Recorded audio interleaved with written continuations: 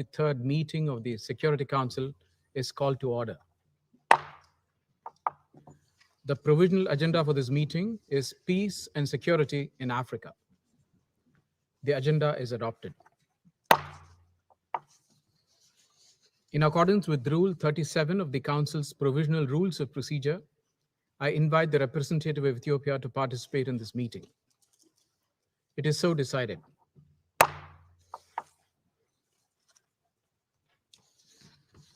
The Security Council will now begin its consideration of item 2 of the agenda. I wish to warmly welcome the Secretary General, His Excellency Mr. Antonio Guterres, and would like to give him the floor. The floor is yours, Excellency.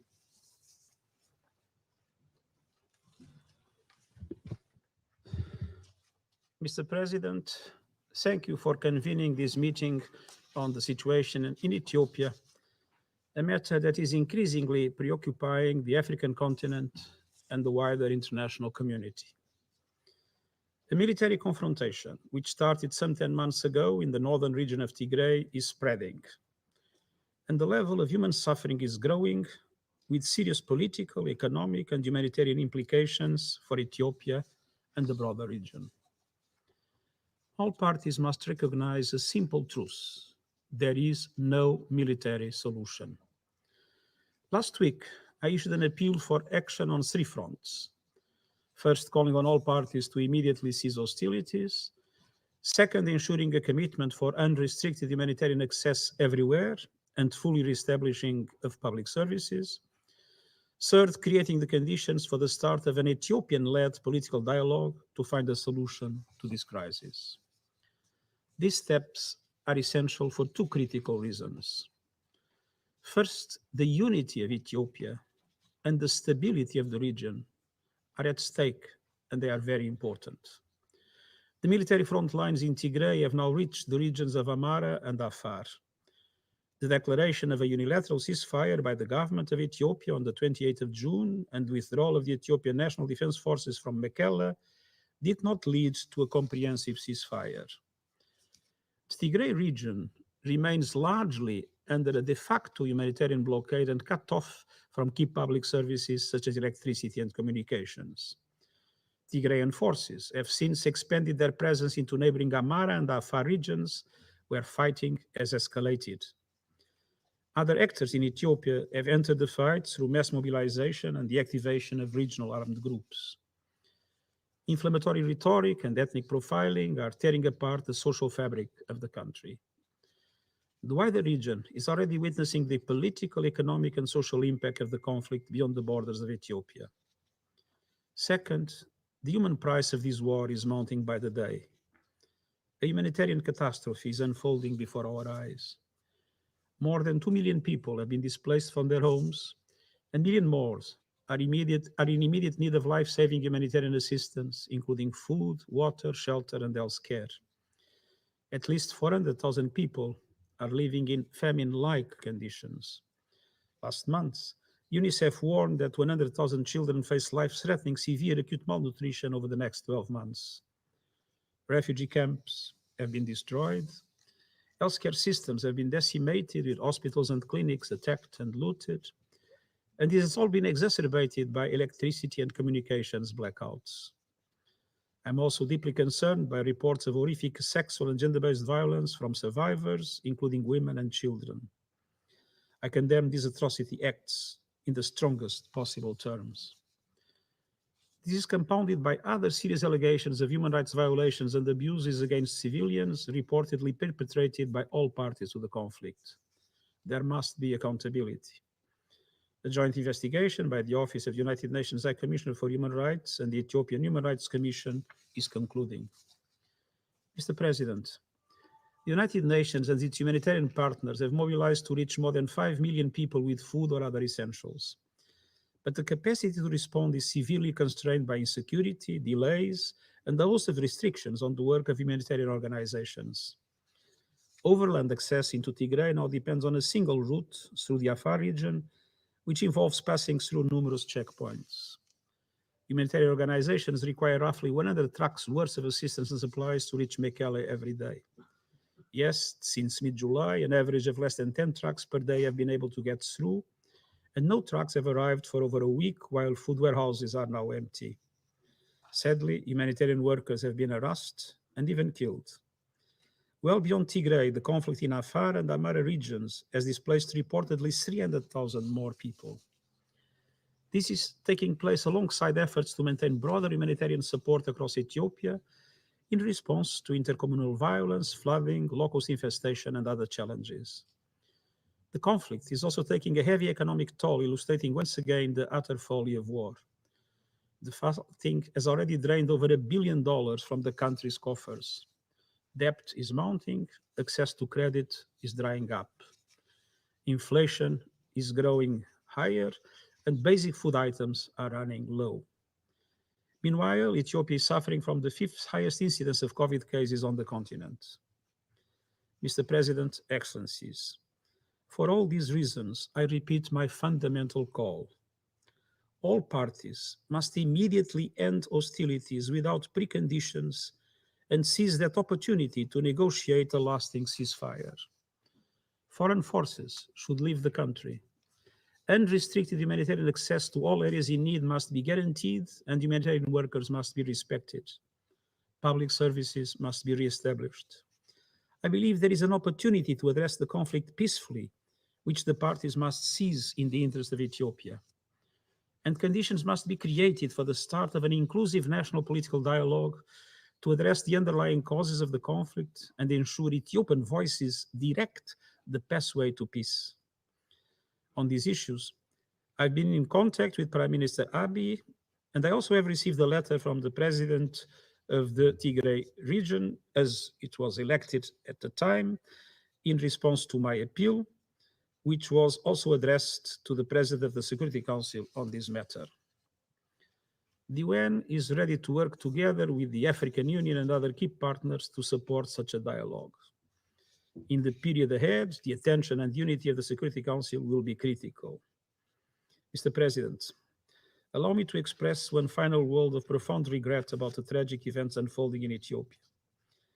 Ethiopia is a country full of promise, driven in large measure by the energy and initiative of its youth. It's heartbreaking to see many young Ethiopians being instrumentalized and mobilized in the war efforts. Their energies are being channeled into a path of division and destruction instead of the path of building a better future for all Ethiopians. They will be the ultimate casualties in this needless conflict. In every sense, the future of Ethiopia is at stake. Let us pledge to do all we can to advance the path of national cohesion and peace, and I thank you.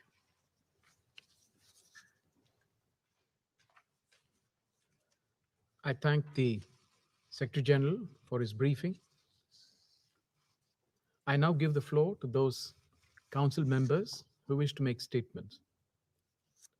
I give the floor to the representative of Ireland. You have the floor, please. Thank you very much, Mr. President. I'd like to preface my remarks, if I may, by offering my sincere condolences to the victims of the horrific attack today in Kabul. Our sincere condolences to the victims, all victims and their families. I want to thank you, Mr. President, for convening the meeting today, and thank you, importantly, Secretary General, for your insightful, yet, I must admit, deeply troubling briefing today. Thank you, Ambassador Tai, our colleague. It is critical that you're with us today. Mr. President, in the last 9 months, we have witnessed a severe and deepening political crisis in Tigray, which is now expanding to neighboring regions of Ethiopia. The immediate consequences has been a massive humanitarian emergency, with more than 5.2 million people in need of assistance in Tigray alone. We deeply regret that it has come to this. We were warned months ago. We spoke of the risks here at this same table. Sadly now, if the crisis is not urgently addressed, the longer-term consequences for the unity of Ethiopia and the stability of the wider region are potentially catastrophic. This is why Ireland has continually raised this unfolding crisis as a matter of the deepest concern. Your presence, Secretary General, and your clear messages today underscore just how serious the situation has now become. Secretary General, I want to strongly echo what you call the simple truth that there is no military solution to this conflict. We agree with you that regional partners, and in particular the African Union, have a crucial role to play in finding the political solution needed to end this crisis. We have been underlining this message since we joined the Council, and I was pleased to see today that the former Nigerian President Obasanjo was appointed by the African Union as the High Representative for the Horn of Africa. We welcome this. Mr. President, no one in this chamber underestimates the complexity of this crisis. We certainly don't. But that is not an excuse to stand by.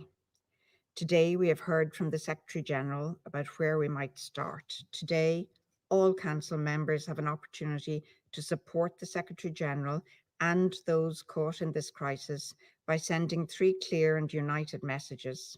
First, all parties to the conflict must cease immediately hostilities, come to the table to negotiate a lasting ceasefire.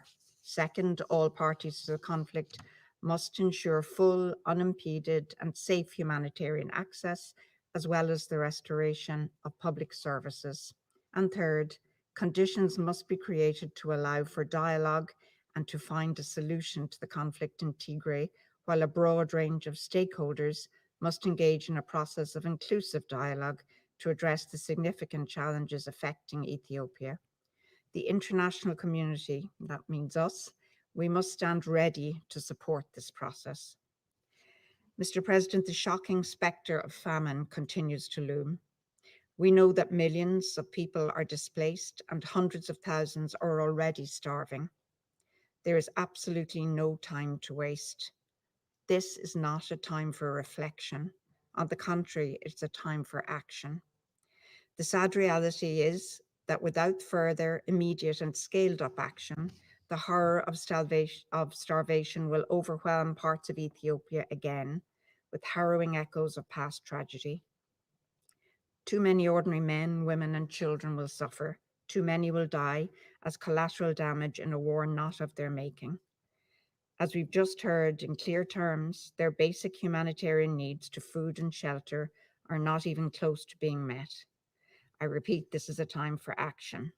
As humanitarian workers continue to face violence and unnecessary obstacles in carrying out their work, we say it's past time to act. Mr. President, we call again on the Ethiopian authorities and all other actors to immediately facilitate full, unimpeded humanitarian access. We also urge the government of Ethiopia to restore basic public services for the people of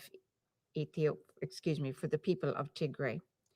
Access to food, medical services, and education are the very least that the people deserve.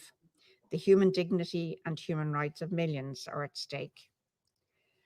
We also call on the Tigrayan forces to immediately end their military offensive and withdraw from the Amhara and Afar regions. The longer the conflict persists, the greater the suffering of all Ethiopian people. We've taken careful note of the letter referenced by the Secretary General sent by the Tigrayan representatives, which may be an important development. We further call on the Amhara forces to withdraw from Western Tigray. I also echo the call of our African colleagues for external forces to withdraw from Ethiopia. Mr. President, we are horrified by the conflict-related sexual violence and atrocities that have defined this conflict. It's clear that women and girls have been systematically raped and abused throughout the conflict. Communities have been traumatized. Those responsible for all violations of international humanitarian law and international human rights law must be held to account. This is true not least because countering impunity is essential to preventing further violations. We await the findings of the report by the Office of the High Commissioner for Human Rights and the Ethiopian Human Rights Commission. We hope that work will draw to a conclusion without undue delay. We also call on all parties to refrain from using inflammatory rhetoric and dehumanizing language, which serves only to fuel ethnic and political tensions across Ethiopia. Such dehumanizing rhetoric is never acceptable. As history tells us, nothing good can come of this. Mr. President, I began today by saying that this Council has an opportunity and a responsibility to send a clear and united message. Let me come back to that. We need a cessation of hostilities and for the parties to come to the table to negotiate a lasting ceasefire.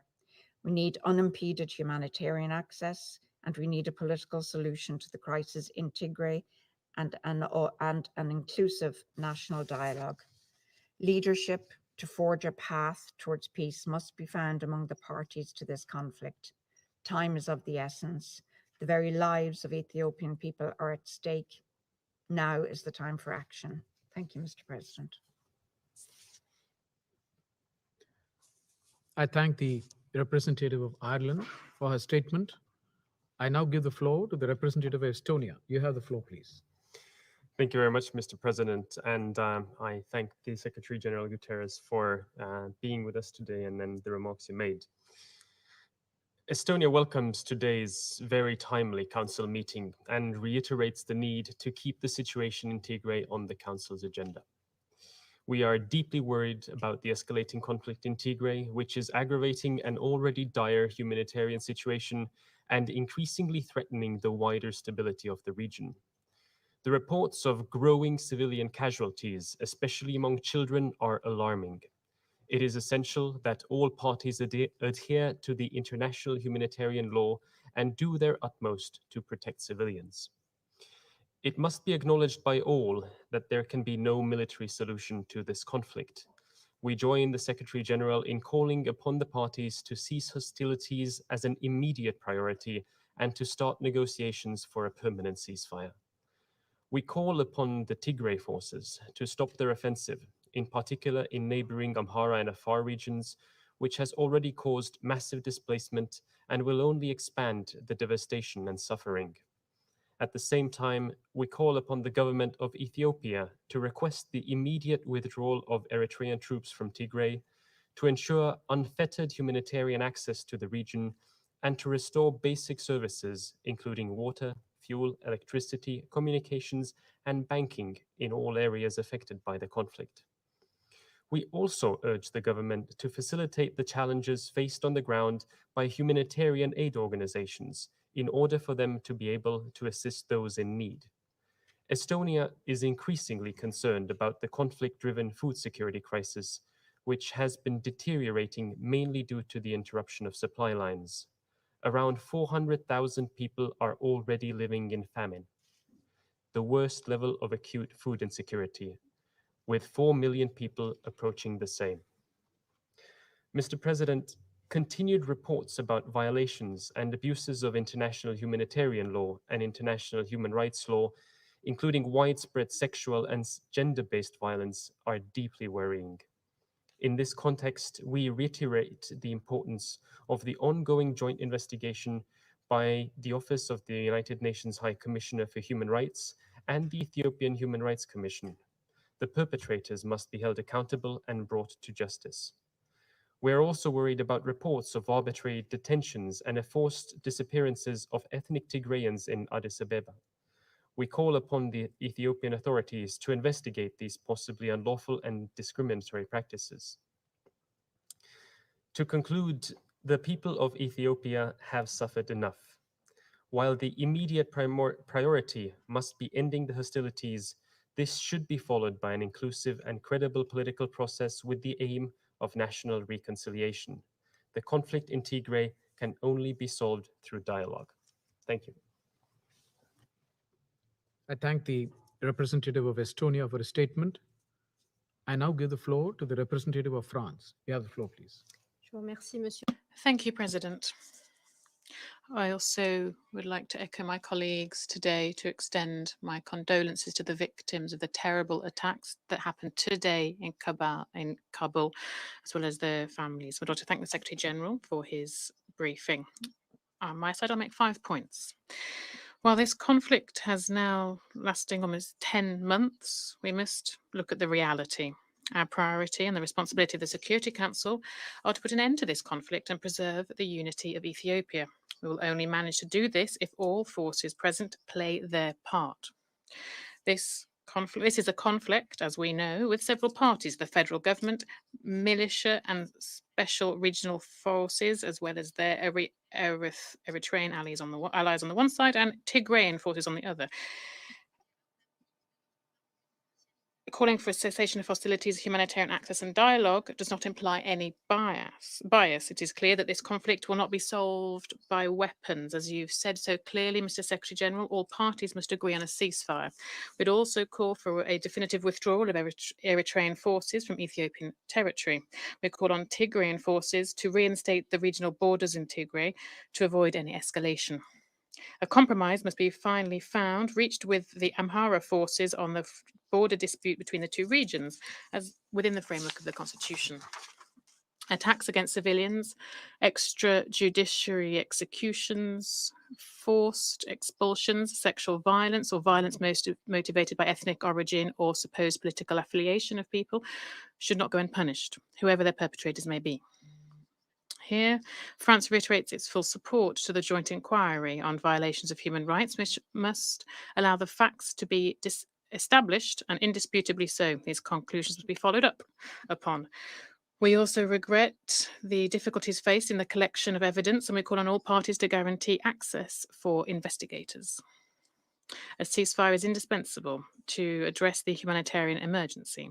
France calls on the Ethiopian government to respect the commitments that they have taken upon themselves to guarantee humanitarian access. The priority of overcoming obstacles for aid delivery through all tracks, including by road, is a priority. It is also up to the authorities to reconnect electricity, telecommunication, internet services, and the banking system. France is also concerned by attempts to discreditate humanitarian workers and condemns all violence and intimidation against humanitarian and medical personnel. Finally, it is urgent to establish the conditions for a dialogue and reconciliation process. Here we call once again on all of the parties to shoulder their responsibilities. The swift launching by the federal government of a national dialogue with representatives of all forces within society is essential so that we can find a political solution to the divisions within Ethiopia and preserve its unity. We call at the same time on representatives of Tigray to demonstrate that they are open to dialogue too. France finally supports regional efforts for peace. We welcome in this connection the appointment of the former president of Nigeria, Olusegun Obasanjo, as High Representative of the African Union for the Horn of Africa. We call on countries of the region to solve their disputes through sincere dialogue, particularly as regards the El Fashaga Triangle and the Renaissance Dam. We call on all parties to refrain from all action that would stoke tensions and to respond in a constructive fashion to the mediation efforts of the African Union. Thank you.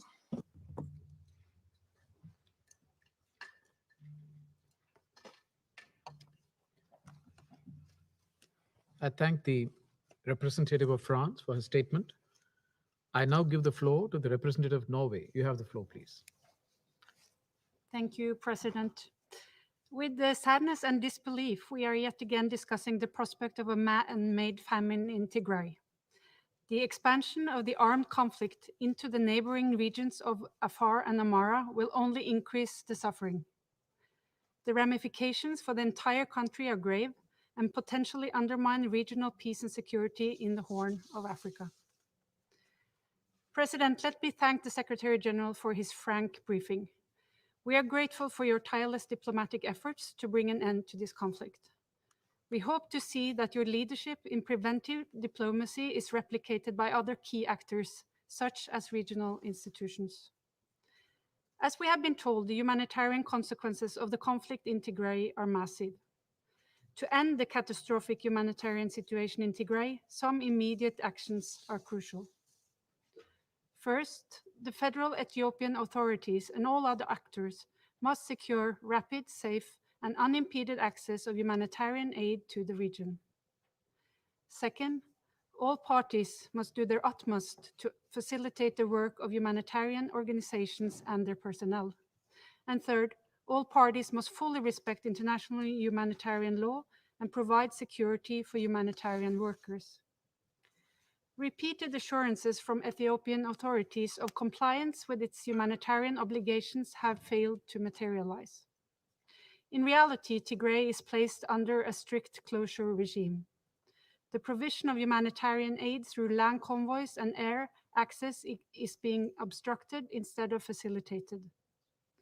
We strongly condemn the many vilifying comments made in public regarding humanitarian actors and workers. Such hateful rhetoric is creating more insecurity and putting the lives of humanitarians at risk. President, it is incumbent on all parties to protect the human rights of all people. This includes protection from stigmatization or ethnic profiling. We are deeply concerned by allegations of serious human rights violations and abuses in Tigray and other conflict-affected areas, including against children. Norway condemns in the strongest possible terms the reported killings of civilians and the widespread and systematic use of sexual and gender-based violence. Additionally, the reported systematic destruction of vital infrastructure and health centers is equally unacceptable. These must be rapidly restored. The alleged atrocities, violations, and abuses of international human rights and international humanitarian law must be documented and investigated, and those responsible must be prosecuted. Bringing perpetrators to justice is critical for prevention and deterrence. We welcome the joint investigation by OHCHR and the Ethiopian Human Rights Commission, as well as the African Commission on Human Rights and People Rights Independent Commission of Inquiry, into the alleged atrocities in Tigray. We expect that all findings are used to ensure accountability. Norway will continue to make sure the fight against impunity remains high on the Council's agenda. President, Norway urges all actors in the conflict to immediately end the violence and enter into dialogue. To facilitate this, Eritrea must fully withdraw from Ethiopian territory. Tigrayan forces must end their expansion into neighboring regions, and Amhara federal forces and militia must withdraw from Western Tigray. Finally, President, it is vital that the states in the region, IGAD and the African Union, bring its full weight to end hostilities in Tigray and Ethiopia. And we recognize the effort thus far by Prime Minister Hamdok in his capacity as chair of IGAD, and we welcome today's appointment of former President Obasanjo as AU's High Representative for the Horn of Africa. Likewise, this Council must lend all possible support to these regional efforts. We should speak with one voice, calling for cessation of hostilities, unimpeded humanitarian access, and a peaceful resolution through dialogue. And the Council should receive regular reporting on humanitarian access to Tigray, including clear indicators of any gaps in the response and assistance needed. We cannot allow the humanitarian situation in Tigray to deteriorate even further into catastrophe, or the conflict in Ethiopia to destabilize the Horn of Africa without pursuing all available avenues towards a political solution. I thank you. I thank the representative of Norway for her statement. I now give the floor to the representative of the United Kingdom. You have the floor, please. Thank you, Mr. President. Let me also offer the UK's condolences for all those who lost their lives in today's terrorist attack in Kabul. I thank the Secretary-General for his briefing. You describe a desperate situation, and it is right that this Council considers how it can help. So I would like to make 3 points in response to what we've heard. First, all parties must cease hostilities, and unfettered humanitarian access must be provided to relieve the toll of this conflict on ordinary Ethiopians. As the Secretary-General told us, over 400,000 people in Tigray are experiencing famine conditions. That is more than the rest of the world combined. Only a fraction of the 100 trucks of aid required every day are getting into Tigray. Banking, electricity, and communication services remain suspended, posing serious obstacles to humanitarian operations. The spread of fighting into neighboring Amhara and Afar states, displacing tens of thousands of civilians, will only extend the human suffering and prolong the conflict. We therefore call on Tigrayan forces to immediately cease fighting in Amhara and Afar. We reiterate that Eritrean troops must withdraw completely from Ethiopia, as the government of Ethiopia has requested. And we call upon the Ethiopian government to fully enable humanitarian access. That includes removing bureaucratic barriers to aid delivery and allowing sufficient cash and fuel into Tigray to enable humanitarian operations. Secondly, Mr. President, I want to emphasize the need for all parties to ensure the protection of civilians and to comply with international humanitarian and human rights law. The Secretary General's briefing gave further weight to the reports we've been receiving of atrocities by all sides. These include brutal and systematic sexual violence, massacres, and the indiscriminate shelling of towns. We have also witnessed an increase in hate speech and attacks on the humanitarian community. The United Kingdom fully supports the joint investigation by the UN Office of the High Commissioner of Human Rights and the Ethiopian Human Rights Commission. It is crucial to prospects for peace and reconciliation that this investigation is thorough and robust, and perpetrators of atrocities must be held to account. Thirdly, Mr. President, let me underline the urgency of pursuing political dialogue to end this crisis. The United Kingdom is a long-standing friend and partner of Ethiopia. We have been proud to work alongside Ethiopians to support their progress in reducing poverty and building sustainable economic growth. This conflict is already reversing that progress. It now threatens the long-term stability and prosperity of the country and of the region. We want to see Ethiopia return to a positive trajectory. 10 months in, it is clear there is no military solution to this conflict. The only way that Ethiopia can return to peace and prosperity is through an inclusive political settlement. That requires talks between the parties, urgently and without preconditions. We support the efforts by the Secretary General, Under Secretary General Griffiths, and by the African Union to make this possible.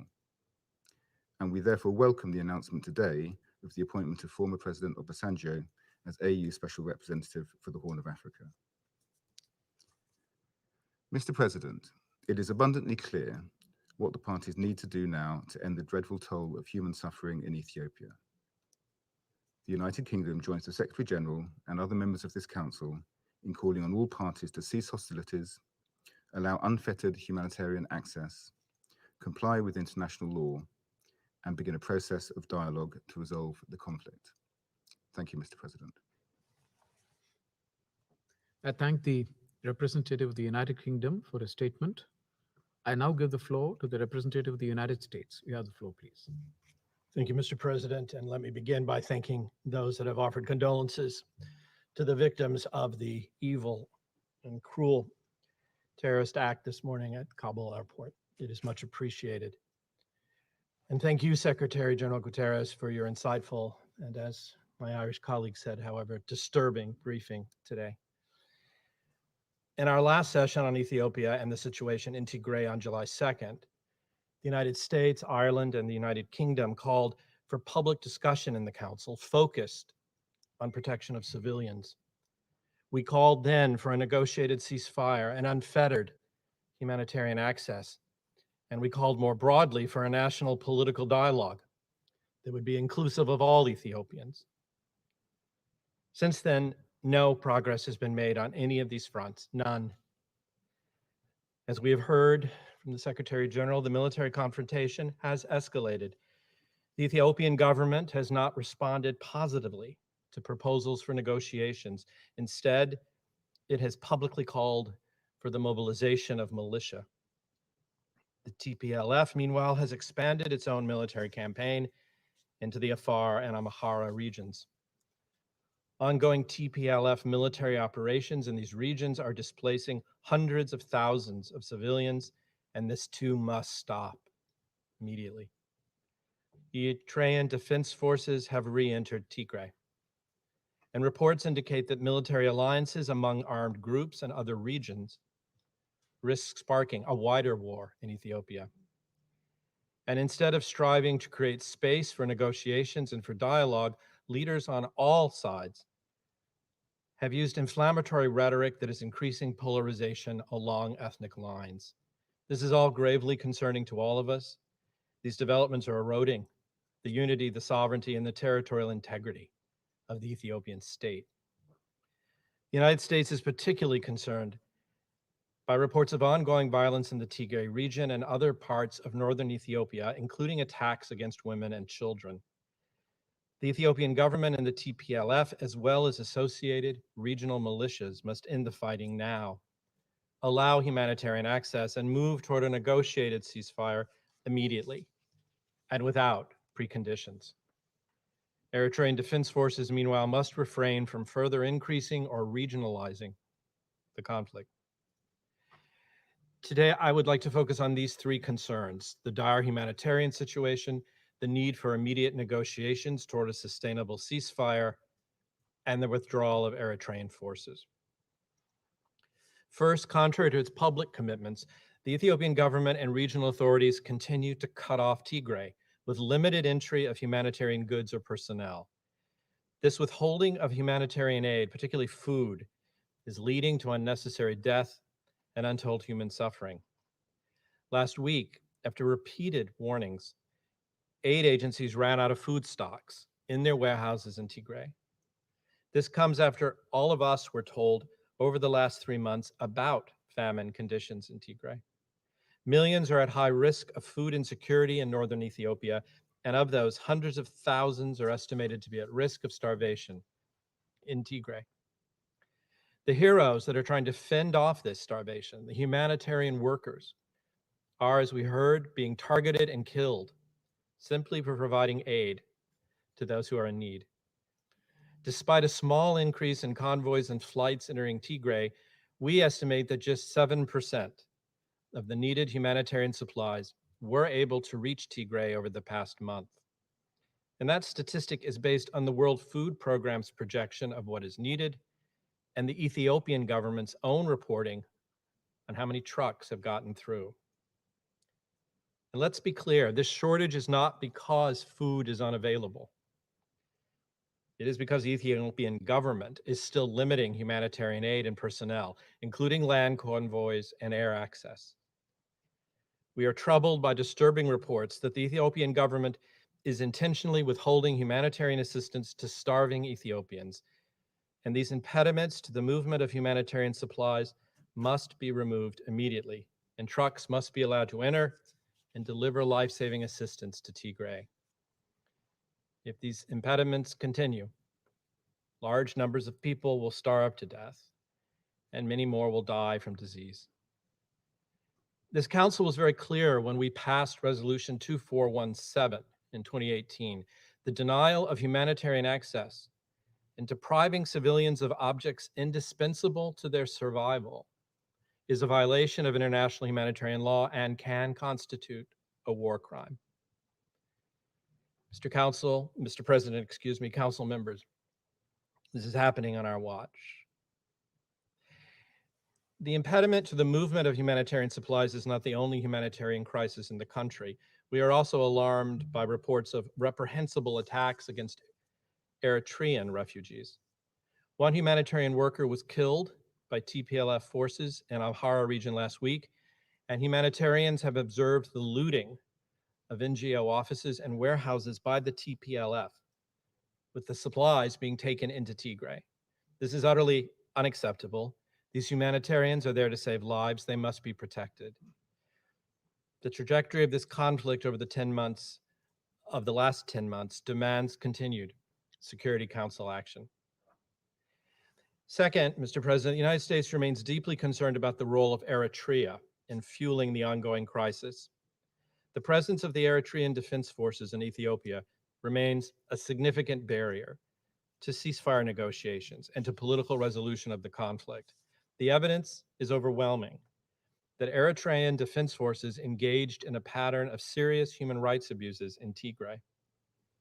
So earlier this week, the United States designated the EDF's Chief of Staff Major General, pursuant to U.S. Executive Order 13818, which builds upon and implements the Global Magnitsky Human Rights Accountability Act. To avoid additional measures from the United States, the EDF must immediately and permanently withdraw from northern Ethiopia. And this leads to my final point. With all this suffering and this instability, it is clear that the fighting and abuses by all parties to the conflict must cease. Negotiations for a ceasefire and political discussion on a way forward must commence immediately. Given this magnitude of unspeakable suffering, the Security Council has come together, and I think we are making clear to all parties to this conflict, there is no military solution. I want to reiterate the Secretary General's call today for all parties to the conflict to halt offensives, come to the table without preconditions, and negotiate a lasting ceasefire. Without the Ethiopian government and the Tigray People's Liberation Front's commitment to both unimpeded access and a negotiated ceasefire, the fighting will continue, more civilians will die.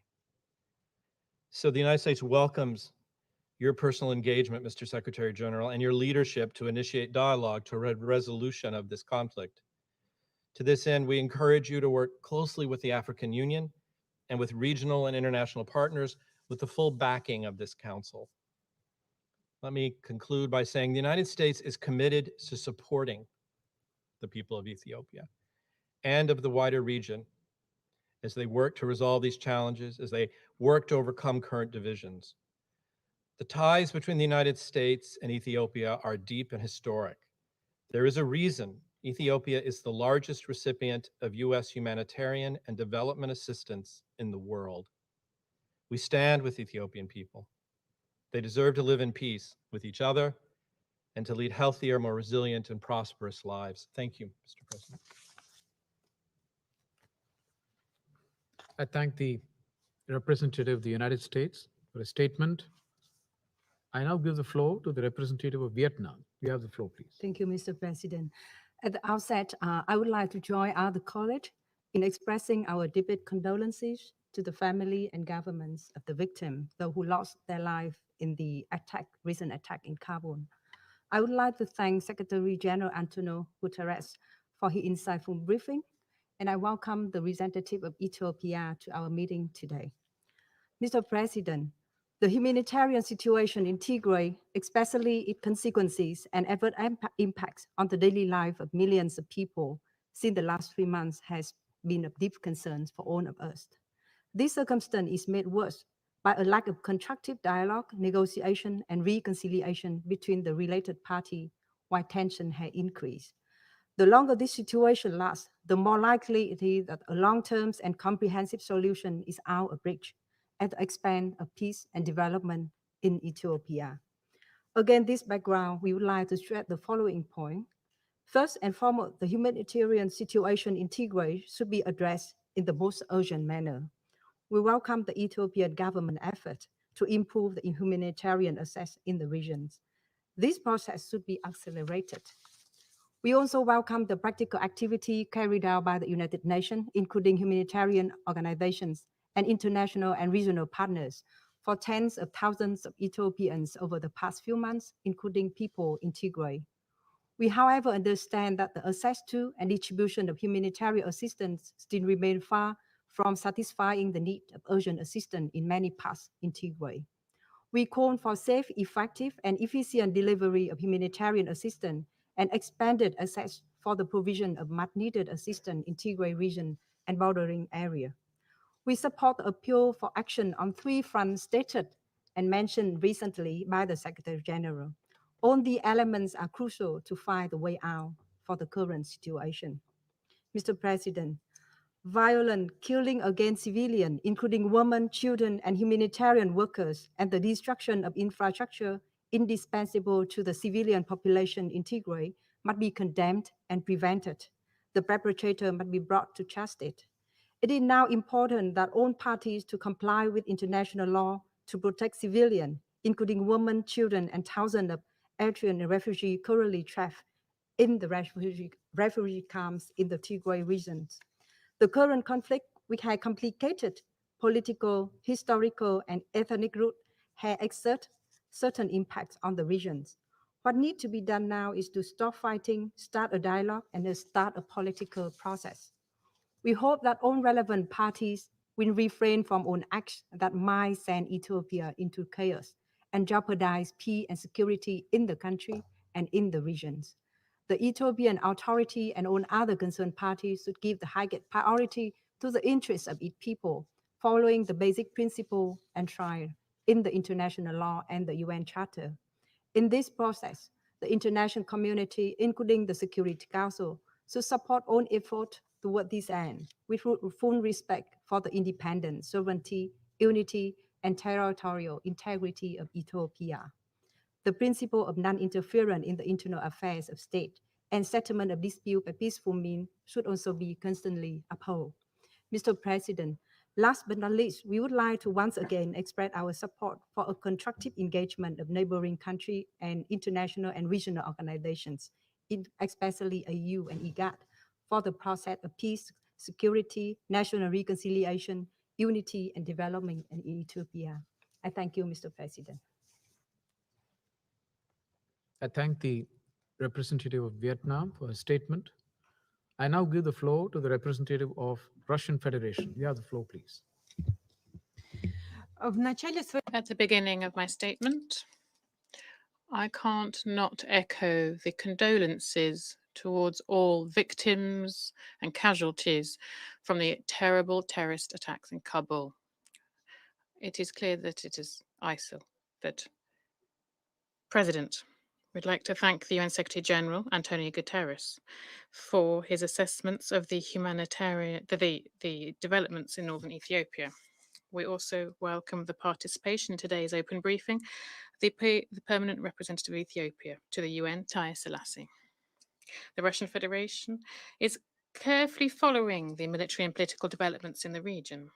We regret that the unilateral humanitarian ceasefire announced at the end of June by Addis Ababa was broken. Units from the Tigray People's Liberation Front continue fighting, establishing control over a series of regions, not only Tigray, but also in neighboring regions of Afar and Amhara, previously untouched by conflict. Of particular concern are attempts made by Tigrayan forces to cut off humanitarian assistance routes, including their taking control of the strategic highway linking Ethiopia and Djibouti, which threatens to worsen an already complex humanitarian situation and increasing flows of refugees and IDPs. The humanitarian situation in the region remains indeed tough.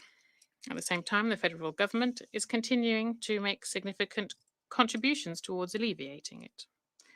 We welcome the efforts of the Ethiopian authorities recently getting a humanitarian convoy from the World Food Programme through to Samara. We welcome also the creation in the region of an emergency coordination centre. We hope that its establishment will help implement the plan to send to Tigray 100 lorries carrying humanitarian assistance every day, and also resolving the situation of Eritrean refugees who are in particularly dire straits.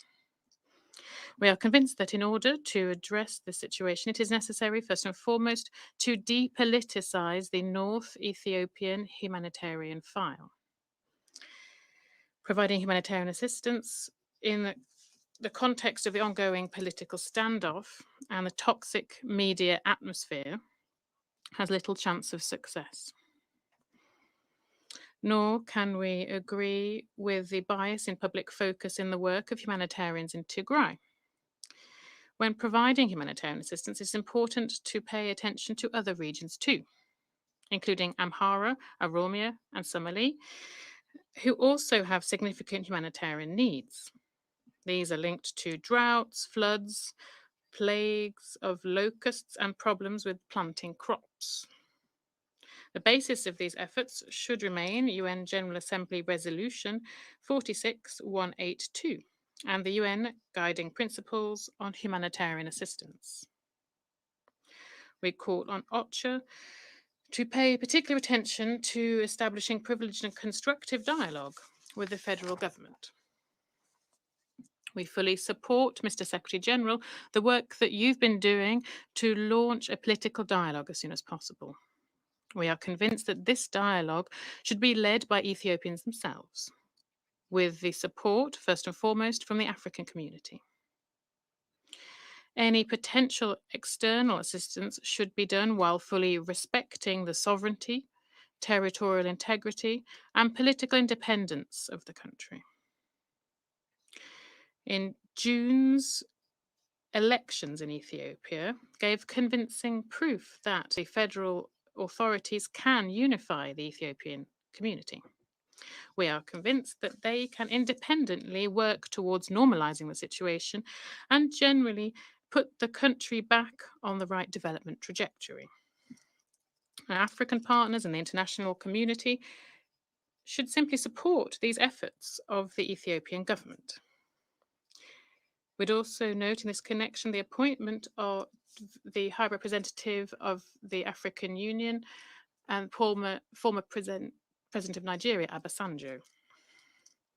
It's important to understand also that attempts to undermine the situation and also exert pressure on the democratically elected government of Ethiopia, including through adopting unilateral sanctions, will only further stoke the conflict. Equally, nor will the crisis be solved by discussing it at the Security Council. It would be more effective if each member of the Security Council made its own contribution to resolving the situation. The emphasis should be on quiet diplomacy and bilateral channels of privileged communication. The Russian Federation is ready to ensure this. Thank you for your attention.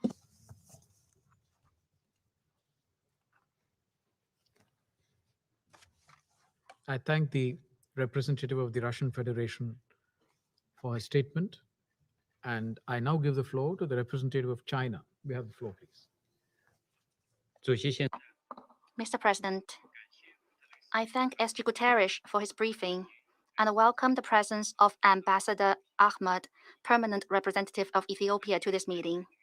At present, the situation in Ethiopia is facing many challenges. Maintaining peace and stability of the country and ensuring peaceful coexistence of all ethnic groups is not only in the common interests of the Ethiopian people, but also vital to peace and the security of the Horn of Africa.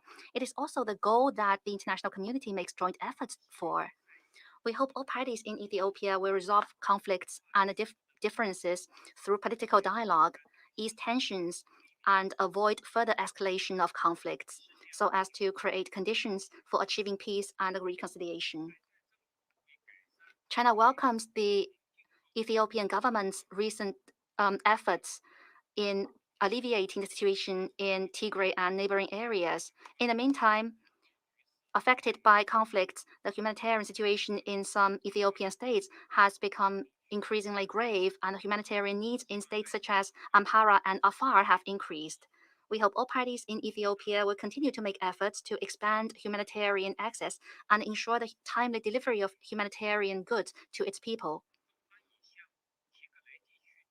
China has provided emergency food assistance to the Tigray region, and we call on the international community to step up humanitarian assistance. International humanitarian agencies, while carrying out their work, should uphold the guiding principles of the UN for humanitarian assistance and respect the sovereignty of Ethiopia. China firmly supports Ethiopia's efforts in safeguarding national sovereignty and unity, and will continue to support the Ethiopian people in achieving national peace, stability, development, and prosperity. We hope the international community will support the Ethiopian government in achieving a comprehensive and lasting ceasefire and effectively promoting national reconciliation. China opposes interference by external forces in Ethiopia's internal affairs in the name of human rights and humanitarianism. We support the AU and the regional countries to resolve African issues in the African way and welcome the appointment of the former ambassador of Nigeria, Obasanjo, as the High Representative for African Affairs of the AU. We hope the UN and AU will strengthen their collaboration and jointly play a constructive role in promoting reconciliation among all Ethiopian parties through dialogue. The unilateral sanctions imposed by individual country on Ethiopia are inconsistent with the international law and the basic norms of international relations. Instead of resolving conflicts, they will only interfere with the political settlement. China believes the Ethiopian government has the ability and wisdom to handle its internal affairs well, and firmly believes the Ethiopian people can overcome difficulties and tackle the current challenges. China stands ready to work along with the international community to support Ethiopia's commitment to national unity, restoration of stability, and achievement of development. Thank you, Mr. President. I thank the representative of China for his statement. And I now give the floor to the representative of Mexico. You have the floor, please. President, thank you very much. I would like to start, as others have done, by expressing our deep condolences to the families of the victims who lost their lives in the attack recently in Kabul. Mexico would like to thank Ireland, the United States, Estonia, France, Norway, and the United Kingdom for convening this session. We also thank the Secretary General for his frank briefing. Frank, whilst worrisome, and we thank him for his efforts and dedication to the situation in Ethiopia. We would also like to welcome the representative of Ethiopia. In just a few months, President, it will be a year since the beginning of the hostilities in Tigray. The conflict has left thousands of civilians dead, displaced around 2 million people, and hundreds of thousands more are facing famine. Over 90% of the population requires some level of humanitarian assistance. Against this backdrop, we are particularly disquieted over reports stating that clashes have extended to the Afar and Amhara regions, increasing the number of internally displaced and the need for additional assistance. Moreover, the conflict has involved other protagonists at both national and regional level. Ethiopia is a friendly country to Mexico, and we are bound by historic and fraternal links. Ethiopia has played a key role in the stability of the Horn of Africa for decades. As well as being the headquarters of the African Union, it's an important troop contributor to peacekeeping efforts. Therefore, a prolongation of the conflict would not only have disastrous consequences for millions of Ethiopians, but would also represent a high risk of destabilization for the region. Once again, Mexico reiterates its call upon all parties to the conflict for an immediate ceasefire. We also call for the withdrawal of all non-Ethiopian troops from Tigray, as well as of militias not from neighboring federal states. Mexico calls upon the Ethiopian authorities to guarantee the protection of their citizens, independently of their ethnic origin or political affiliations. Reports of sexual and gender-based violence against women and girls and serious violations against children must be investigated and those responsible brought to justice. We are eagerly awaiting the results of the joint investigation underway by the United Nations Office of the High Commissioner for Human Rights and the Ethiopian Human Rights Commission. President, Mexico welcomes the efforts of the United Nations and other humanitarian actors to deliver humanitarian assistance to Tigray.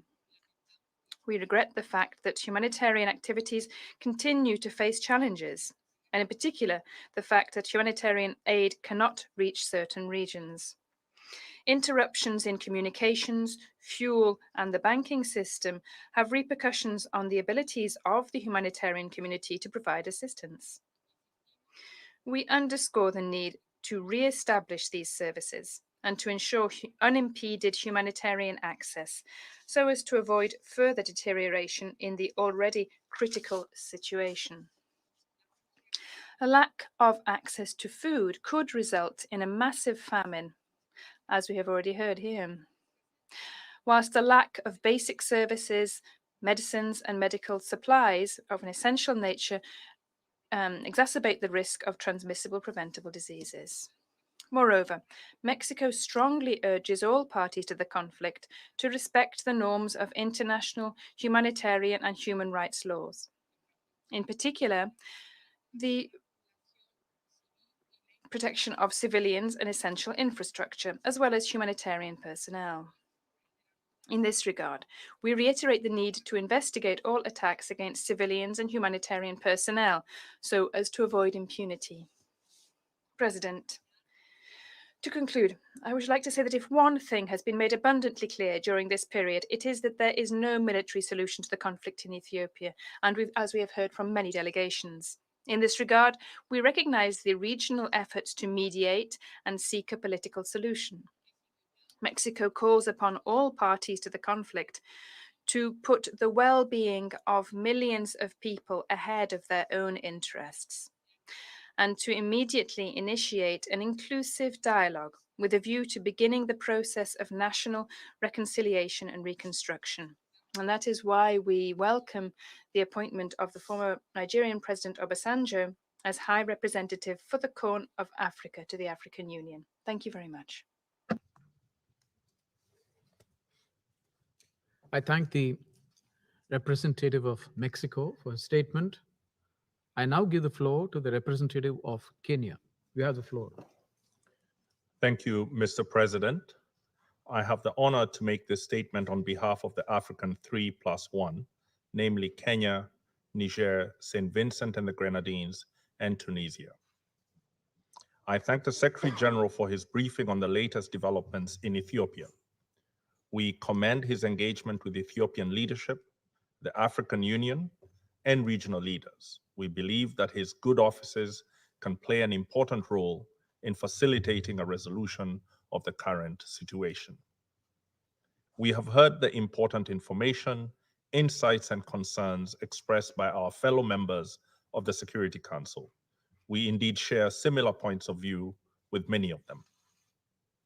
The violence presently afflicting the people and country of Ethiopia is a product of conflicting views of the country's future. It has erupted and worsened because the country's conflict prevention and resolution tools have until now been inadequate to the task. The resolution to this crisis requires that we undertake a mediation of the deep divides as part of an Ethiopian-owned process supported by the available peace and security architecture and practices, especially those of the African Union.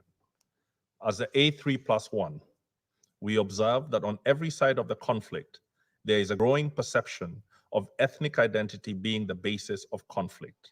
The opposed sides give short shrift to each other's grievances and regard opposition to their own view as illegitimate. These opposed constituencies, reflecting the present political character of Ethiopia, are organized along ethnic lines. This makes them uniquely dangerous because they easily conflate political opposition to a struggle between ethnicities. We have witnessed with profound concern the resulting terrible harms that have befallen innocent civilians. And if the present course is not changed, we fear that it may get far worse. We have condemned and continue to condemn the violence against civilians, the killing of boys and men not in uniform, the destruction of civilian objects, the confrontations that have led to the blocking of humanitarian aid being delivered to desperate families. In particular, we register our strongest protest against the horrific human rights violations and acts of sexual violence perpetrated against girls and women.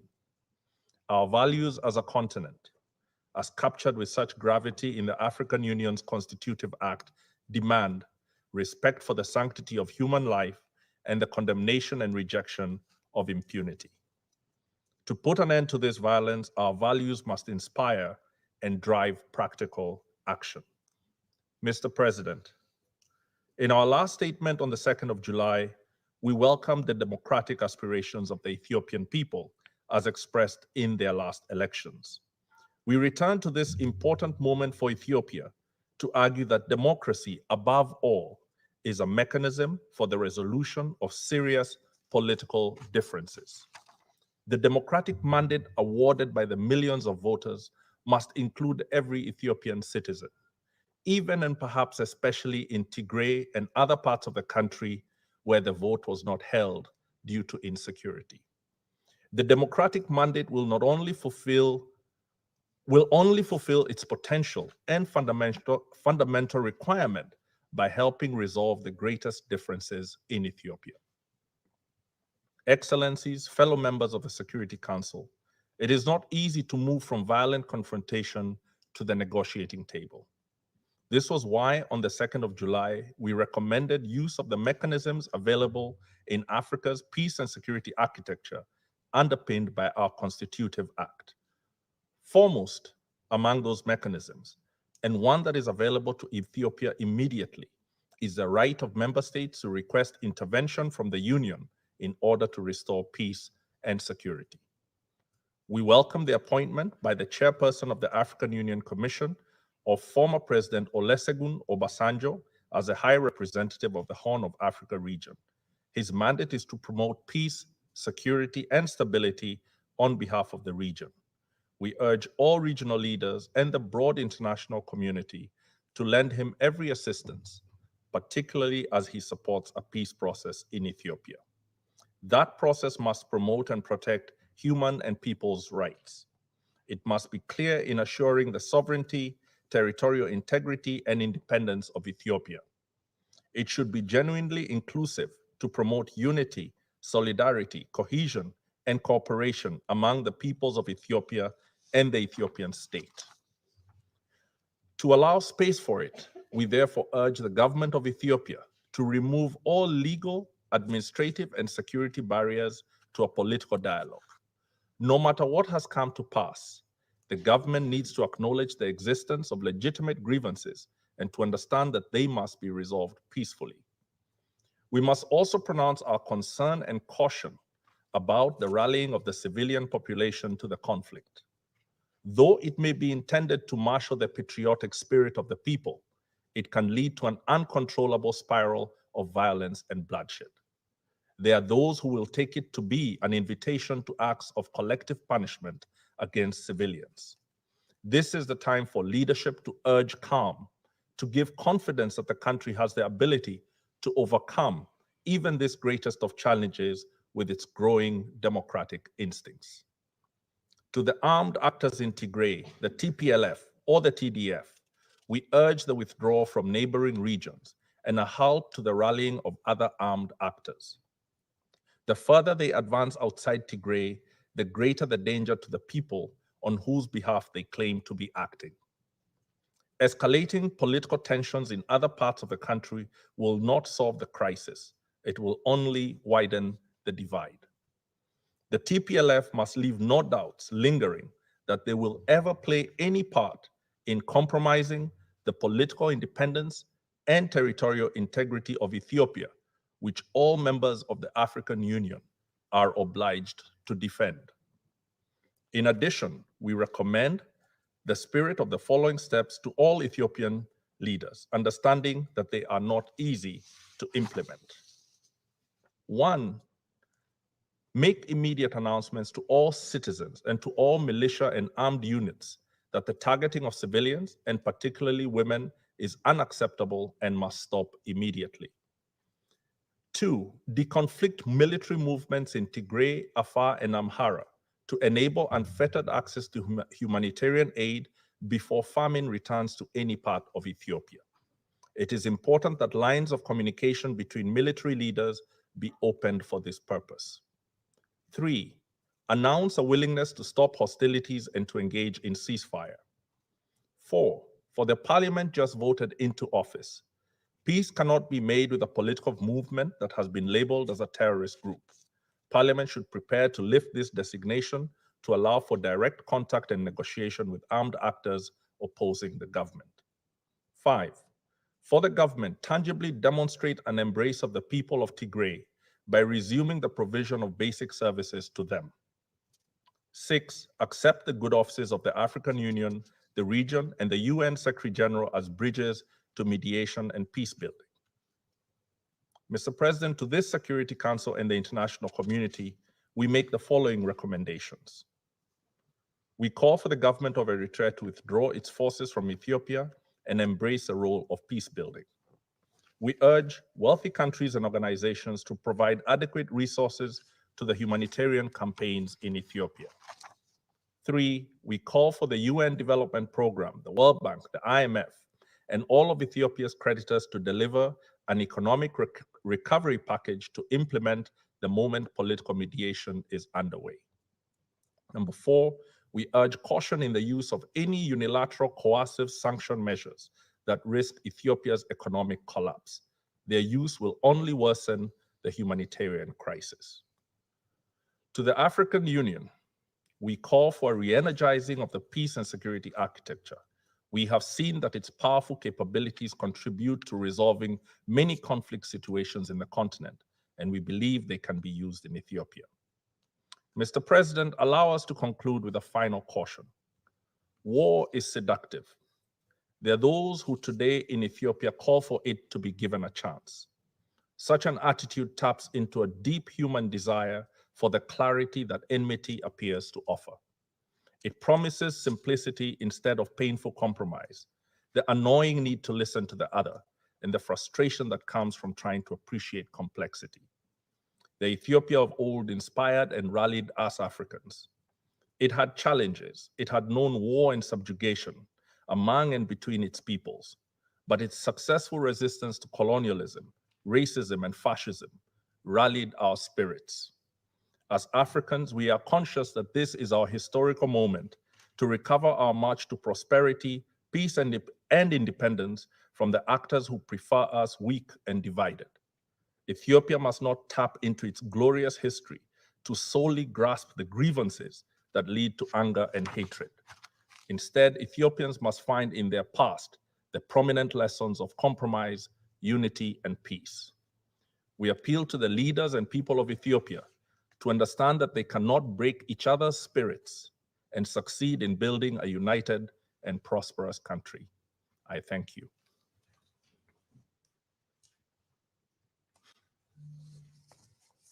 I thank the representative of Kenya for his statement. I would like to make a statement in my capacity as the representative of India.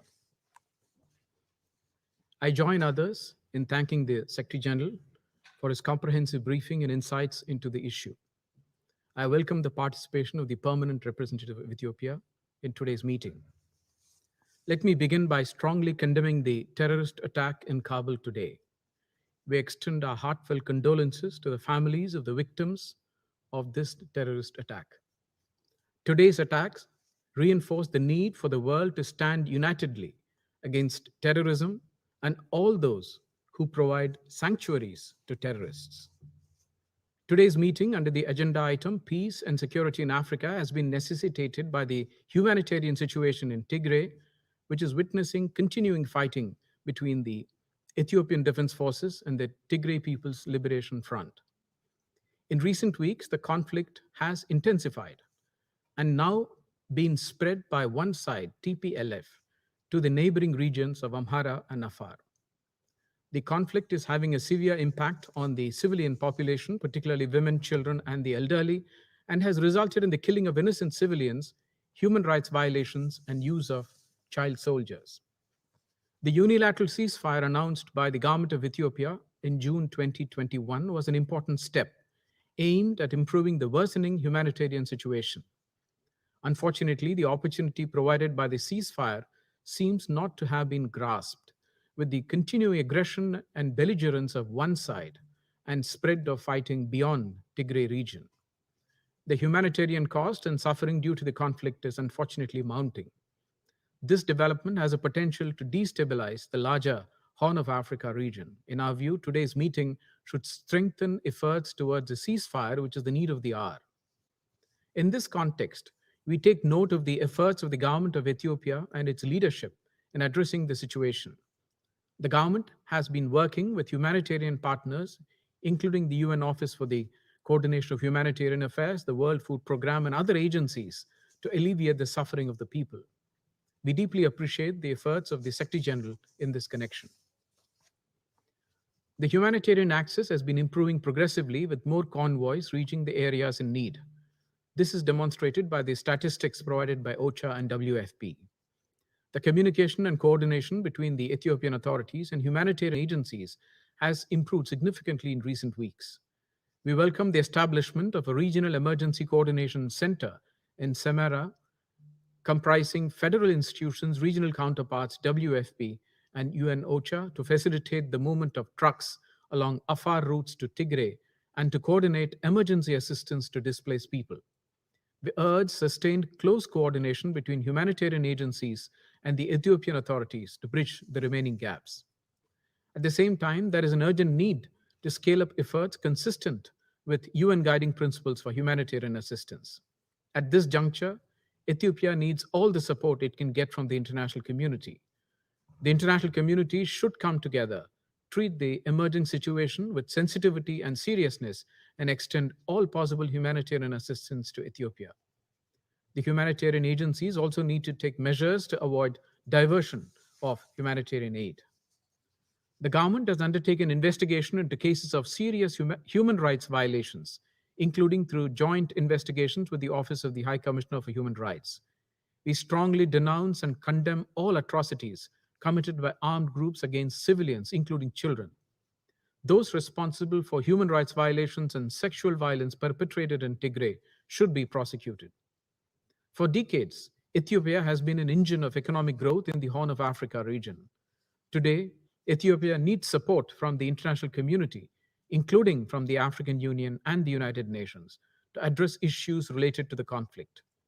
The solution to the conflict must be Ethiopian-led and within the constitutional framework of Ethiopia. India continues to underscore the importance of mutual trust, engagement, dialogue, and reconciliation for lasting peace and stability. India reiterates its strong commitment to the unity, sovereignty, independence, and territorial integrity of Ethiopia. I thank you. I resume my function as President of the Council. I now give the floor to the Permanent Representative of Ethiopia. Excellency, you have the floor.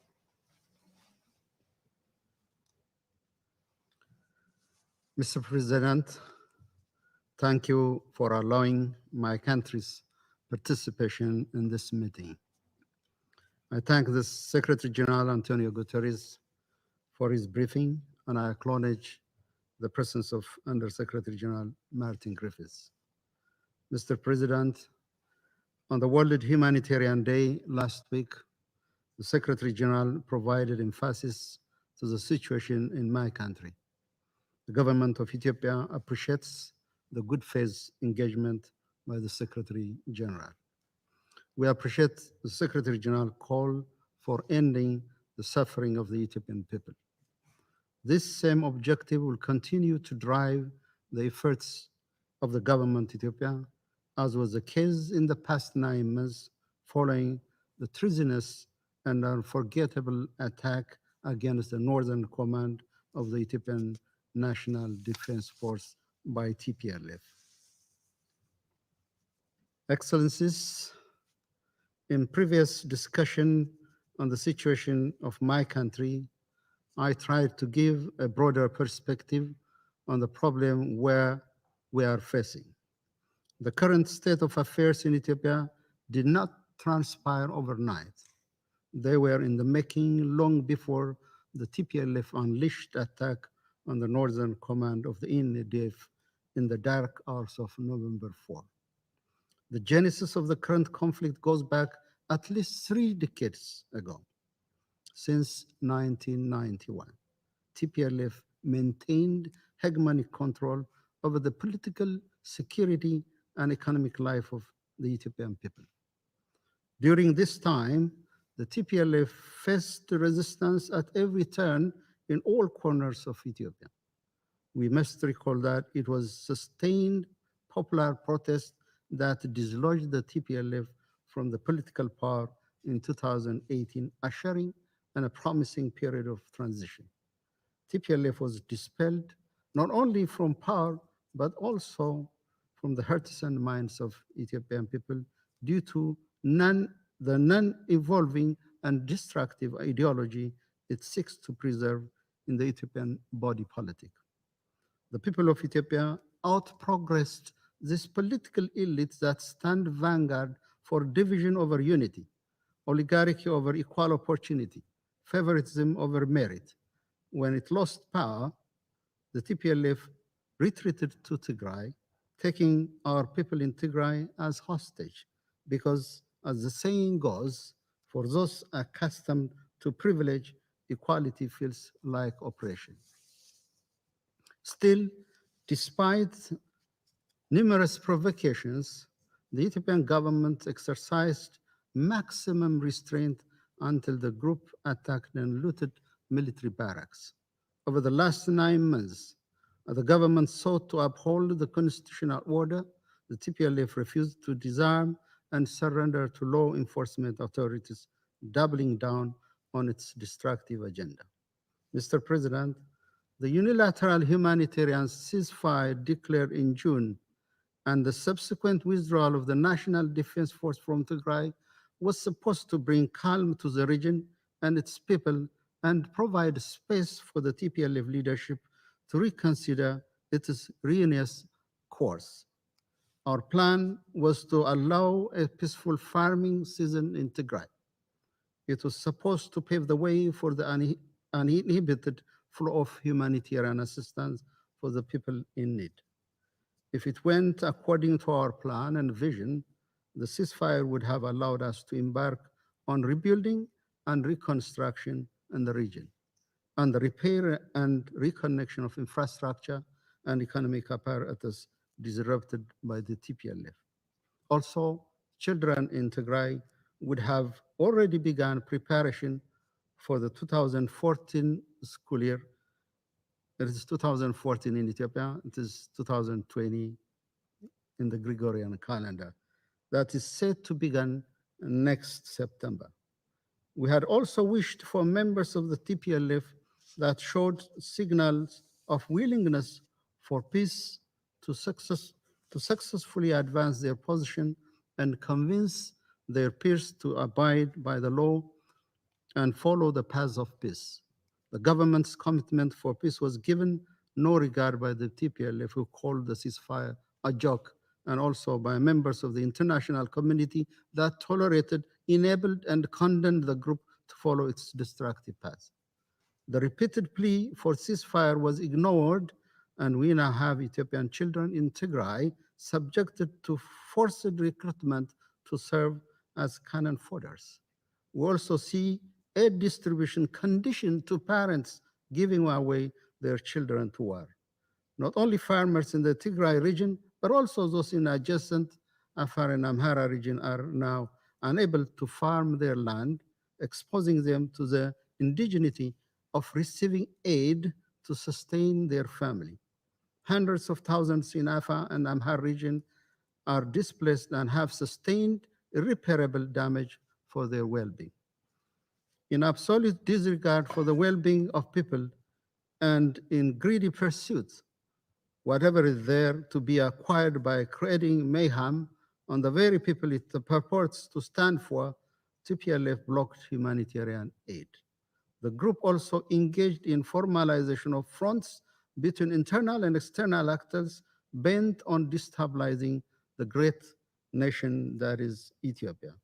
In this regard, we see a clear coordination between these internal treasonous elements and external actors from near and afar that have opened a multidimensional offensive to obstruct Ethiopia's right to use its natural resources. Mr. President, as to humanitarian assistance, the government of Ethiopia is fully cognizant of its obligation to its citizens. Sensationalization and politicization of our situation doesn't inform our response. We will continue to deliver on our obligation using all means and allocating all available resources. In this regard, the government of Ethiopia first is committed to hastening clearance of humanitarian convoys. In fact, we are committed to reducing the number of checkpoints and to fast-track scanning process. We are working with partners to introduce modern scanning technology. Second, we'll continue to consider requests for humanitarian flights. World Food Program and the National Disaster Risk Management Commission are administrating their humanitarian flights with no impediment. Third, we'll continue to provide cash and manage it in a predictable and sustainable manner for all humanitarian agencies. Similarly, the resumption of public service requires peace and rule of law in Tigray. These essential services cannot be reconnected, while the group that to date killed 33 infrastructure operators and engineers, looted aid, diverted aid, and confiscated humanitarian convoys, continues to persist on its destructive path of war. Mr. President, our goal is peace. Unfortunately, the TPLF is standing between Ethiopia and peace. TPLF is not the victim, it is the culprit. The people of Ethiopia, especially those in Afar, Amhara, and Tigray region, are living under undeserved and insufferable conditions. We are started by everyone that appears to have been calling for peace and pressure the government for suspension of its law enforcement operation, to later on tolerate and ratify through their reticence the expansion of violence and mayhem by the TPLF. Our plea to all, with a sincere wish to help us realize peace, is to put pressure on this lawless group to stop its criminal advance, to abandon preparation for combat and abide by the laws of the country. The group must also irrefutably delink itself from internal and external sponsors and affiliates. As to the international community, we ask you to remove the actual or perceived support emanating from your side that this group feeds off. It has to only comply with the requirements set by the government and free the people of Tigray from its egoistically grip. Absent compliance with the laws of the country, the government of Ethiopia will apply and any means necessary to ensure law and order. Regarding some of the unsubstantiated assertions we heard today, we call upon members of the Council to be cautious about facts and misinformation that has dominated the scene. There is no discrimination based on any ground, including ethnicity, religious, or any other background. We are not people with less moral. We are people of values. We survived for centuries through social cohesion. We built unity while honoring differences. The Ethiopian reform is all about how to strengthen our unity and live in harmony. The reform is not to learn to die through ethnic divisions, as has been professed, propagated, and implemented by TPLF for over 30 years. Mr. President, I would like to use this opportunity to express our gratitude for all of you who stood with us in times of our need. At the same time, we respectfully assert our sovereign integrity as an ancient, independent African country on a constant strive to overcome its challenges. In this regard, I would like to underscore the severe mentality that seeks to undermine the sovereign right and responsibility of states of their own security and well-being of their people have proven harmful in very many instances. We only hope the right lesson are learned. Evidently, Ethiopia is not a country that allows delegating the shaping of its future. The international community has witnessed undue foreign pressure and interference is not appreciated by a soul in my country. And after the fact regret and admission of failure in foreign policy will not help. Hence, we call on everyone concerned to work with us. We are ready to work with all well-intentioned partners. I thank you, Mr. President.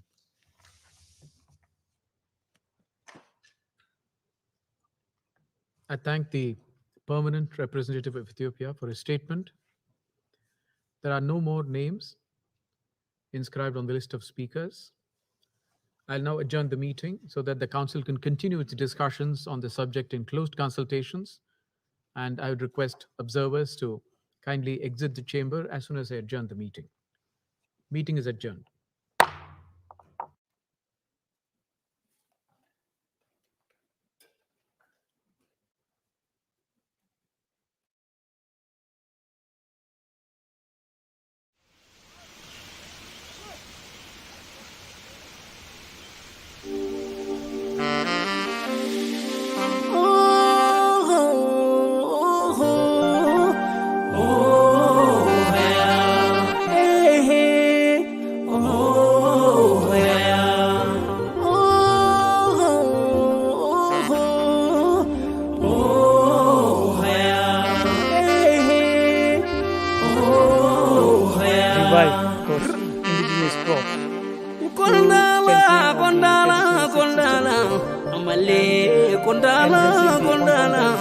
to ensure that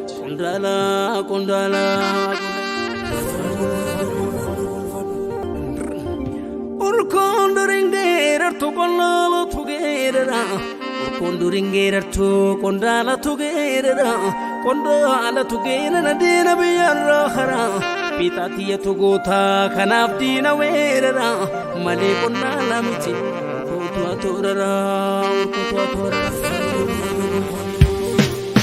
kormo bifa kondala ho korma lamin jala ya tu kadini gurra sodatu korma lamin jala ya tu kadini gurra sodatu kormo bifa kondala ho korma lamin jala ya tu kadini gurra sodatu korma lamin jala ya tu kadini gurra sodatu osoga fa walalan kabe gutidisani osoga fa bitatan daldal tutidisani osodina bukisu geri chatidisani osoga fa siyasa hayi chatidisani osoga fa arara janoletidisani osoga fa dubatan afoletidisani osoga fa hogansa nam sirritidisani osoga fa hogansa nam sirritidisani sila warkatani duga ofin labani dina jalam bulani kormo bifa kondala ho korma lamin jala ya tu kadini gurra sodatu korma lamin jala ya tu kadini gurra sodatu rama sakala kutena gatonga ma patete ne bagole nya te amalisa hama te kabab disa jabate ake ko bane daman algabara mi harkatu algabar se umu se radirir se umam ni se rajab se kana to dama ka se korari te fage se chalchalanya ate kute kanaf daman kakate bitan koru lagate kora dangangalate